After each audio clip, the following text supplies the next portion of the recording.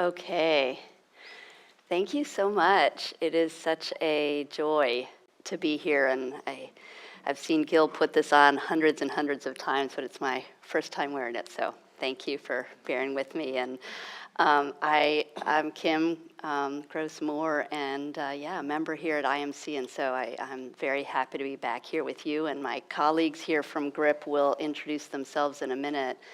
But I want to first just say how grateful I am and we are to IMC. There are so many people here that have played an important part in the evolution and growth of GRIP. Gil has been an incredible supporter from almost the very beginning. There are so many people here that have been caring and generous supporters of our work. I see Lydia and Francie and Jeannie and Ram and Sally and Hillary, Chris Clifford, if she's here, and others.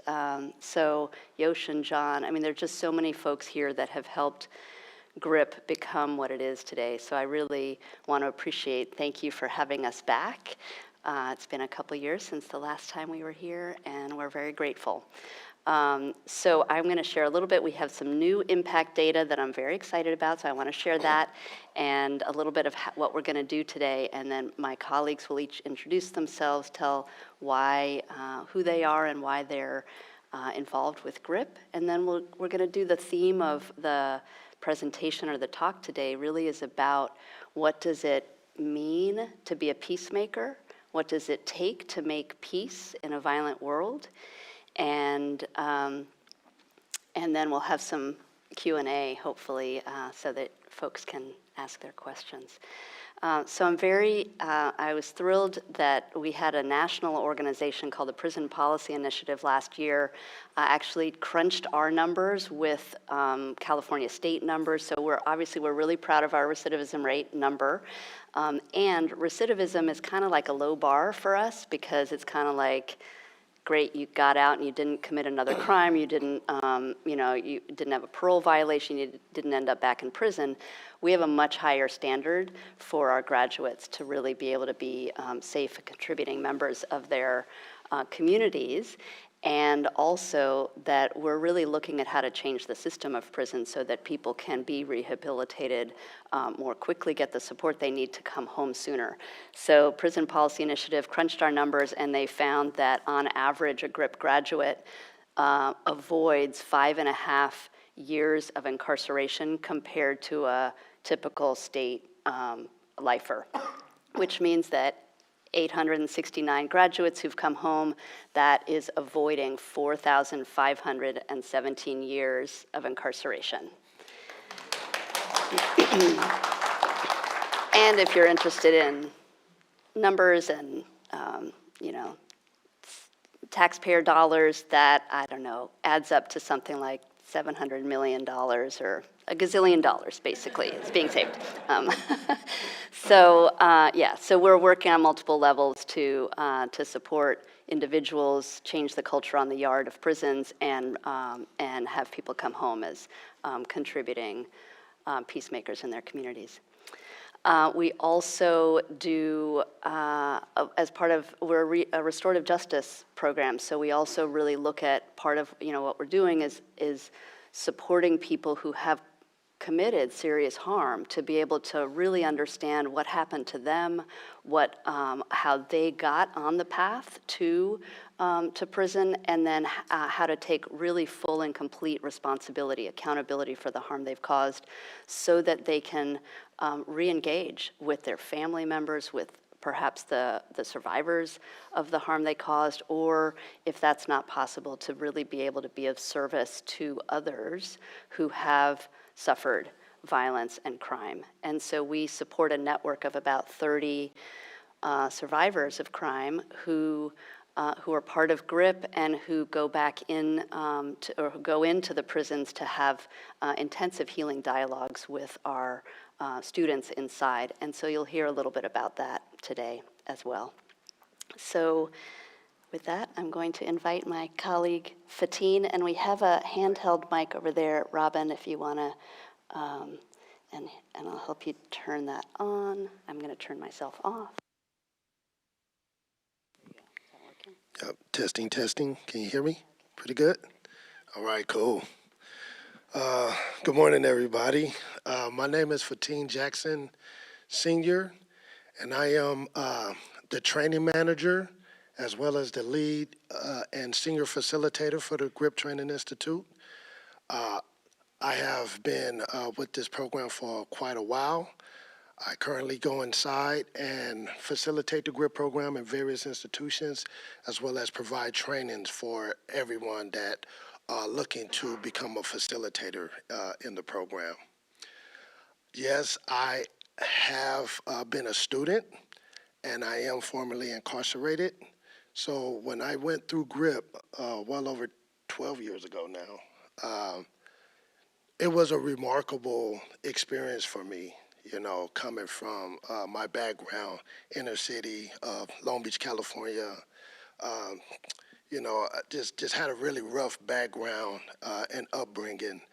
And so when I, you know, made a lot of bad decisions and that led to me to come to prison, I was really seeking, you know, what happened? How did this happen for me? And, you know, what can I do to change, if any?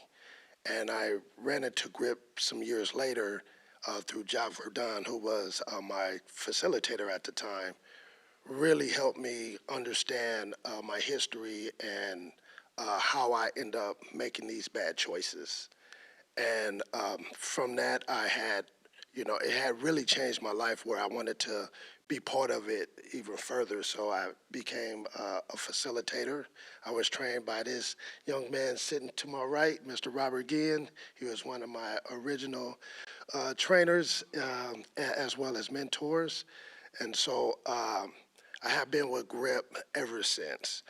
I was blessed to be released early by former Governor Jerry Brown, who granted me a commutation due to all the work I had done, and I was released quite early. And soon as I came home, I joined GRIP and immediately started going right back in, like months later, like literally inside out, right?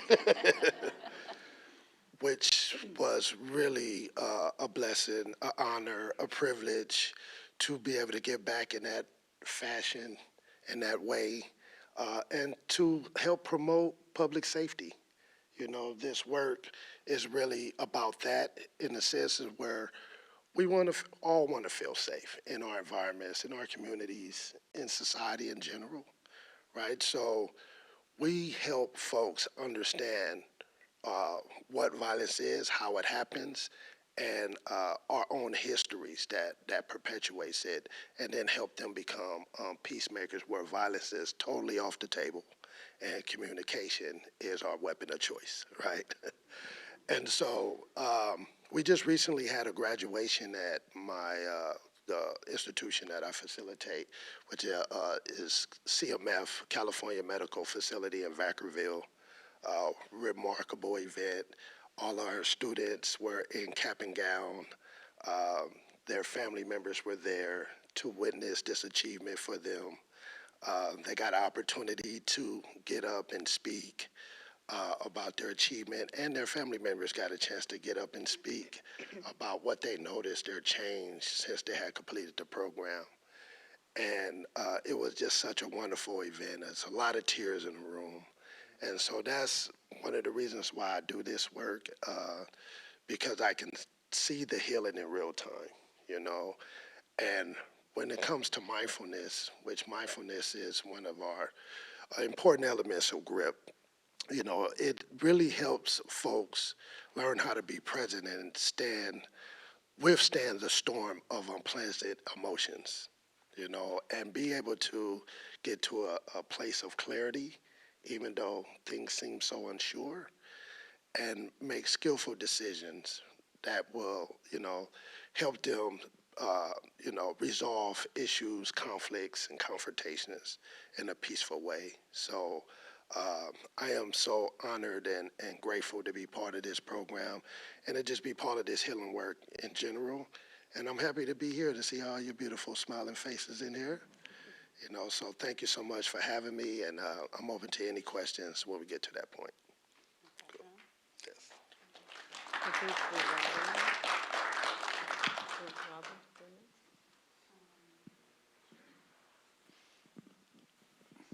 Good morning, everyone. My name is Robin Peacemaker, and I have been part of GRIP since the beginning. And it's phenomenal to be a part of GRIP and being able to witness the transformation of men that have come to prison confused, suffering from a lot of historical trauma, and to watch them blossom. My journey started when I was 19 years old. After serving in the United States Marine Corps, I went onto the streets. And into the streets, that's when I became angry, more angry than I believed I could be. And I took a human life. So from the age of 19 to the age of 65, I was incarcerated. So I did a period of 45 years inside the institutions, Native Americans, we called it the Iron House. And during that time, I was able to meet some really quality people that had integrity. And I grew from that. Jacques Verdun was one of those pillars. And I listened, I paid attention, and I went through what I needed to go through and sitting in the fire and burning clean. And from that time, I've been a peacemaker. Wherever I travel, in my job, I'm employed, I live a quality life today. I've been blessed in so many different ways. To be a witness to the transformation of not only the men that were incarcerated, but for those that I've met that have been survivors of crime. To meet them personally and be able to look in their eyes and to be able to feel as much as I could feel about their suffering, their trauma. And these things remind me that I can be of service. One of the questions is, where do I find my peace? And my peace is how I walk. And that is my integrity, and to not act out of fear or greed, and to be a service to others. That's my mantra. And I say that because I'm standing on the shoulders of so many giants. And I look out here, and I like to look and look into people's eyes and to see that light, because that resonates. Because I can remember sitting in a cell, and the only thing that I would be able to see was a tiny light. And it reminds me of looking at one star, and that star grew, and that star grew inside of me. And I can feel that light. The GRIP program is a phenomenal program.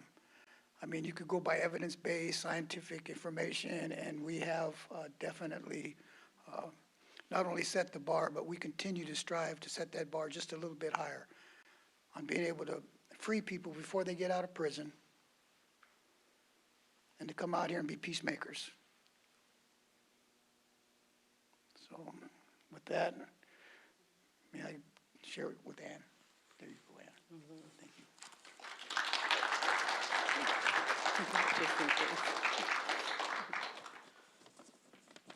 Just in case. My name's Ann Banchoff, and I'm nearby in this area, new to IMC. I'm glad to be welcomed by this community and by the GRIP community. I'm definitely a novice at meditation, and so I'm going to learn from all of you, I'm sure. My career has been in social work and public health. a lot of community engagement work with immigrant populations, but I'm new to restorative justice and to GRIP. And my exposure and learning and engagement with both meditation and restorative justice connects with the death of my oldest daughter, Eliza, when she was 24, just a couple of years ago. She was happy and had found her path and was pursuing it, was living in Maryland, and she was on a study break, walking home close to her apartment on a Saturday afternoon, and had just gotten off the phone with one of her younger sisters and crossed a crosswalk in front of an elementary school. She was on the sidewalk when a man about my age, with children of his own, one of whom was Eliza's age, and had a very long history of alcoholism and several DUIs and an ignition lock breathalyzer on his own car, had taken his employer's F-250, big pickup truck, to get more beer. 4 o'clock in the afternoon, he ran up on the sidewalk, hit her from behind, and he stayed at the scene, but, she died pretty immediately. And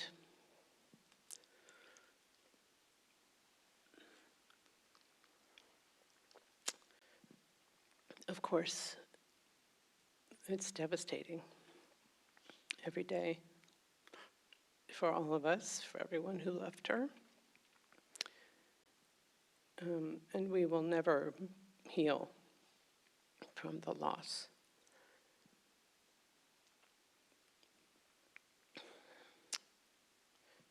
But we continue to move forward and seek meaning. And I've always had compassion for the man who was responsible for her death. Something about losing Eliza, I don't know, I just wanted to understand his story. I understood him to be a human being. I understood that he must have had a terribly difficult life. And I couldn't imagine what it was like to wake up to what he had done. And so I have attended his sentencing hearing, and my husband and I both did. And I just got back from Maryland, where I went to his parole hearing. I pursued dialogue with him. There's something called victim-offender dialogue that I didn't know about. I pursued that. It's not funded right now in Maryland. I haven't been able to engage in that, but I wrote him a letter. I told him I wanted to know something about him. I told him I forgive him.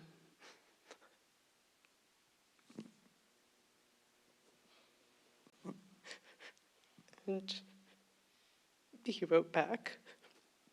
He's been very remorseful. He's taken full accountability.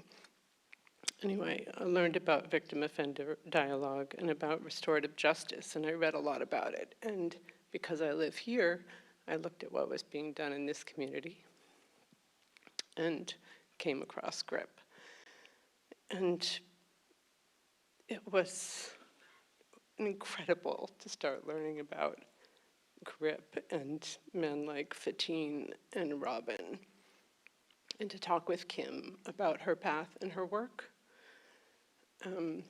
I was lucky I got to insert myself into the process of producing the magazine, the issue that's out there on the table.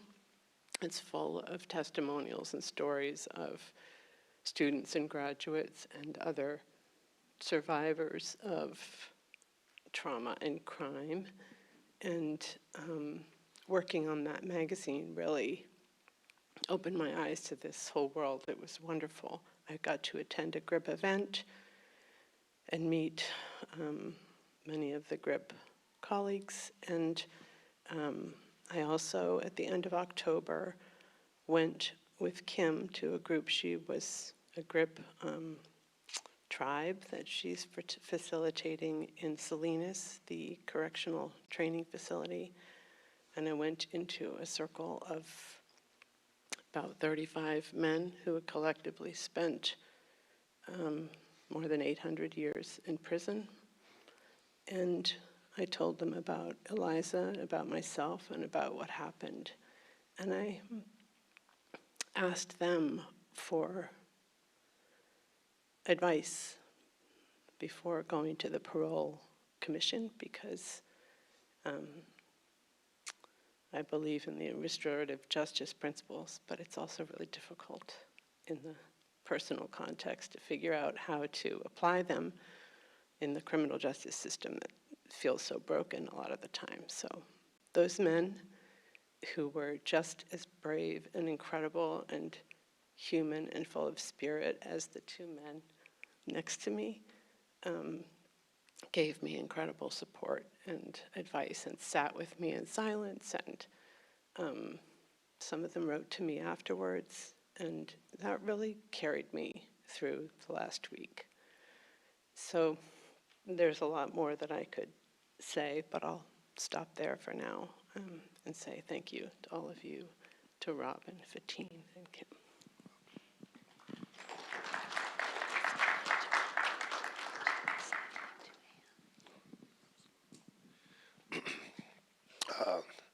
I just want to say, and thank you so much for just your bravery, you showing up and sharing your story, and still expressing that compassion and love in your heart, even for the offender who took Eliza's life.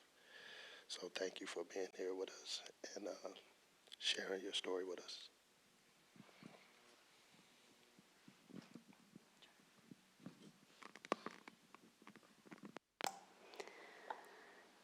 Thank you, all of you. So we're going to shift. I'm going to ask for each of you to share a little bit again about this theme around what does it mean to make peace.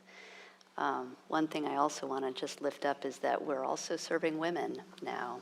I just came back yesterday from the largest women's prison in the state out in Chowchilla, where we have we're doing our second round, our second cycle of a GRIP tribe, and about 35 women, and it was a really sacred day and a good reminder to me that this work to learn how to be nonviolent, to learn how to heal, and develop the inner capacities to be able to engage in the world from a compassionate and accountable place. Women need it too, and not just in prison. We all need it, right? So that's in a sense what we want to do here, is that while in the book that Jacques Verdun wrote, and that's our curriculum, Leaving Prison Before You Get Out, there's a lot of dharma that's going into the prisons. And what's so incredible is that there's a lot of dharma that's coming out from the prisons that we all can learn from. And so I want to just appreciate that we get to do this together. We get to be part of a journey of healing and accountability and transformation, and ultimately some form of liberation we get to do together. And what is coming out from inside some of the darkest places, some of the most violent places in our society, folks who've been, thrown away and vilified and ignored for, generations, are doing this incredible courageous and transformative work and coming home and able to be leaders and guides in their communities. And so I want to just maybe start with you, Fatine, to share what does it mean to make peace? What does it mean to be a peacemaker? And then to share also a tool that we use as part of that work inside. Sure, absolutely. What does it mean to make peace? So ultimately, our students go through the year-long process of the GRIP curriculum, and the goal is for them to become peacemakers at the end and celebrating it for during the graduation. To be a peacemaker and make peace has to first start with self. Making peace with one's past, making peace with everything that has happened to an individual, and I'll speak in my I statement. Everything that happened in my life, I had to make peace with. Abuse, neglect, abandonment, different forms of violence, addiction, all these things, very bad decisions, hurting people, entertaining conflict. All those things were part of my past. And I had to learn to forgive myself for all those transgressions and wrongs, which was a very hard thing to do. Forgiving oneself took years for me to come to terms and accept things I've done that were very shameful, hurtful, and the like. And then being able to transition that forgiveness from self to other people, to people that I believed harmed me, and to be able to make peace with that where resentment has subsided. There is no ill will feelings. It's only peace, respect, and love that's left. And how did I get there? You know, as a student and also as a active facilitator, I continue to work on myself. So it's not just for our students. It's also still beneficial to us facilitators that go in weekly, monthly, because, you know, we're human beings, right? We go through stuff and we have to learn how to deal with it effectively where we can keep peace in our mind and our heart at all times as much as possible, right? And so to make peace is to be an initiator of de-escalation, you know, not taking things personal, which this is one of our tools here that I have. I hope we have enough to pass around, called Q-tip. This is one of our tools we use in our curriculum, right? And we teach this as part of the developing emotional intelligence element of the program, where folks get to learn more about themselves, like what triggers them, what is those things that set you off, that makes you mad, that gets you angry to the point where you're ready for a conflict. And so Q-tip, and we have some cards going around. It's one of the cards that we teach, and it's really easier said than done. Be honest, it sounds so simple, but if you got the card and you can flip to the first front of the card, which is quit taking it personally, and it says Q-tip. It says, when somebody insults you, disrespects you, or breaks a promise, you get to choose how you will manage your initial upset and how you will respond so that you are not at the mercy of your unchecked emotions and you don't react blindly. You get to decide to Q-tip the situation and quit taking it personally, right? So the thing that I love about it is where it says you're not at the mercy of unchecked emotions. And, you know, as human beings, we wasn't born with a manual, right? Here go your manual to be a perfect human being. Everybody gets one at birth, right? I never got mine. So we have to learn these things, right? Over time, trial and error, you know, and my like main point about this is that we have the power of choice, regardless of what's going on in our life. We have the power to choose to do or not to do. And I think that's power right there is where we hold our decisions to be effective, that's going to be beneficial to ourselves and others. And so as we turn this card around, you know, this is like some of the key measures of the Q-tip card is learning how not to match the energy. And that's easier said than done, especially when you're on the road and somebody cuts you off and they flipping you off too, and you're not having the best day yourself. And, you know, so learning how not to match the energy is very important. And turning inward, making yourself safe, right? Self-validation is very important.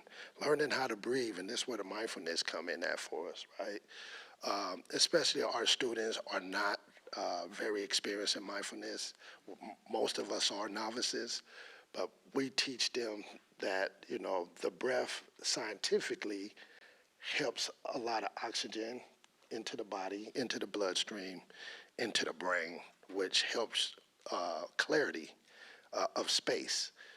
Once you are triggered, and you can think clearly through the trigger. You can think clearly through the anger, the frustration, the irritation, whatever it is. 10 deep breaths is enough to get you to clarity. And so we teach it in a more simplistic form, you know, and they grasp it.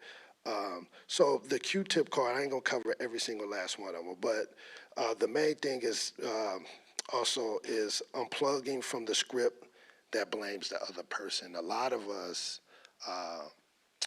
it's easy to put something on someone else and justify why we acting the way we acting or feeling the way we're feeling. And it's also just learning that, you know, I don't have to blame anyone for how I'm feeling. It's a feeling that's coming up, and I got to deal with it. Just because I think somebody's responsible for it, that doesn't make them responsible for it. I am responsible for my own feelings, and I have to deal with them accordingly. So that's what this card represents, teaching folks how to Q-tip. And we also, like, as a reminder, we have our students, like, you know, have a Q-tip in your pocket, like a real Q-tip, and maybe your ear itch, you can get your ear too, right? But that's a reminder. Oh, see, we got one, and it's a used one. So he's been using his tool for a long time. He's been using that tool. So thank you very much. Do you want me to pass it to someone else? Thank you guys for indulging. Yeah, how about, Ann, do you want to share? No. Well, I don't want to take time away from Patine and Robin because they're the real peacemakers, but I will just say that I do think, just in my short time interacting with GRIP, I feel so aware of the lessons for all of us in our daily lives from their curriculum and from how they, Robin and Fatine and all the graduates have internalized those lessons.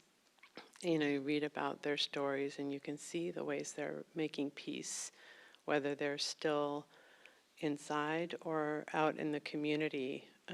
So the skills that the program teaches are skills for all of us. I think they learn, it's this seeing and being and listening and denumbing and embracing that they're able to do when they tell these radical truths and hold themselves and others accountable. It's just a beautiful thing, and I'm learning already. I'll just say really quickly, at the parole hearing, because people might be curious, the man responsible for Eliza's death was not paroled in Maryland. He hasn't even been able in 2 years to enroll in AA. He's on a waiting list. So, I think he really wants to, transform. But what you said, Fatine, about forgiving yourself, he's so far from being able to forgive himself. And I think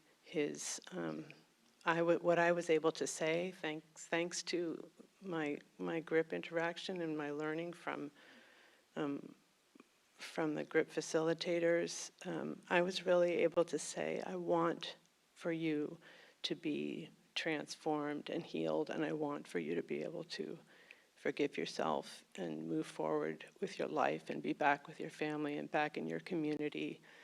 And I hope he can get there. And when he gets there, the lessons, just maybe even that seed that I planted, that I learned from you all, will help him to spread some kind of new goodness within his family and his community. And I think that's what this is about. It goes so far beyond the prison walls. Thank you. Yeah, Robin, would you like to share what it means to make peace? And you can share from the flute as well. How many days do I have? You have 5 minutes.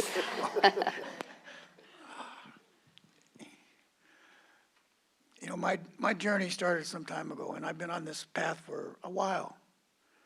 And, being where I'm at today in life, I cannot explain to you the depth of the peace that I'm able to experience. And, I practice a lot of different ways. Mindfulness is big for me. And being able to sit where I sit in my own neighborhood in Alameda, I live really close to the water. So I go to the water and sit down at the beach, and I burn sage, medicine, I play the flute, I take my drum and I play. But that's when I get my alignment and have that peace. And I can remember all of the faces, all of the people that I bring with me to sit in that space. And I feel that peace.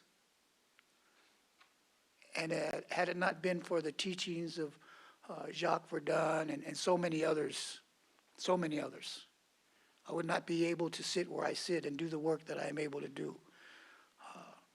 I feel a major responsibility to go back inside the prison system. I work inside San Quentin on Fridays and teach the GRIP, and that brings me peace because I know the value and the quality of what I'm doing and how it's assisting other human beings, other men that are struggling. That provides me peace. It allows me to hold space for somebody that's really suffering, because I can remember how I used to suffer. How I used to sit in cells for extended periods of time. And the only thing that I had was a little bit of light. But that little bit of light grew. And it manifested into this reality of being a certified GRIP facilitator, being able to go into San Quentin, Mule Creek, and be invited to other places and to share my experience, to share my life, and to be open and transparent about it and answer questions. Because I know that, as human beings, we go through many different struggles. And how do we find our peace? And for me, I've been able to find my peace in the work that I do and the people that I have in my life and the people that I meet. So there's so much to this. And if you look, like at the Q-tip card, we have several cards that can remind us of who we are as human beings and the work that we still have to do. I'm a work in progress. I stumble and fall, but I pick myself up quickly because I remember the teachers and what they told me. You can fall 7 times, pick yourself up on the 8th. So, with that, may I close?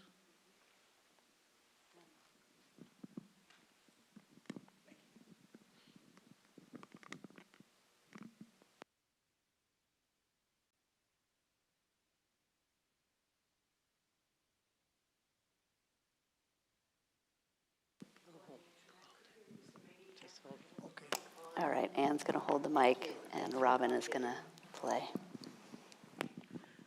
This song is a life giver song. It honors women, all women. I had the opportunity to make this flute, I believe in 1995, and it's been blessed by the Dalai Lama with the blessing cord. And this is one of the gifts that I've had while I was incarcerated to be able to do. You put it over here. Okay, sorry. Get comfortable. So if you would, if you just kind of like close your eyes, because the resonance, the sound quality of this, it will hopefully elevate.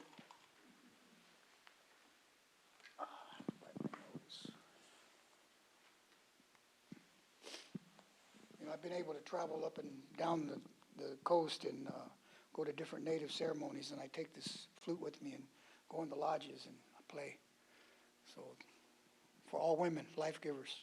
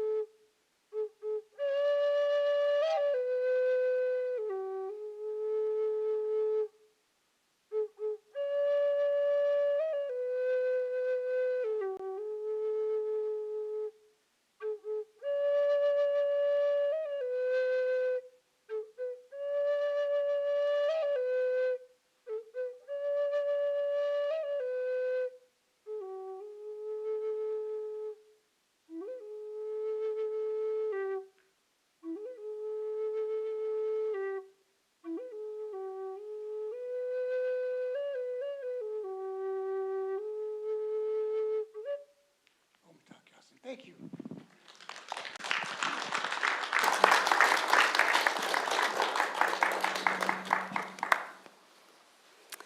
Thank you, Robin and Ann and Fatine. And we are, I think we're at our time, but we will be here for the next half hour or so if there are any questions or if anybody would like to hear more. We also have, as Martha mentioned, Eliza is out there. We have a Peacemaker magazine, which you're welcome to take. We're just really grateful and appreciate all of the support and care from this community and your generosity. You're welcome to make an end-of-the-year donation if you would like, and also to sign up for a newsletter just to hear more, to stay connected with GRIP. So thank you so much.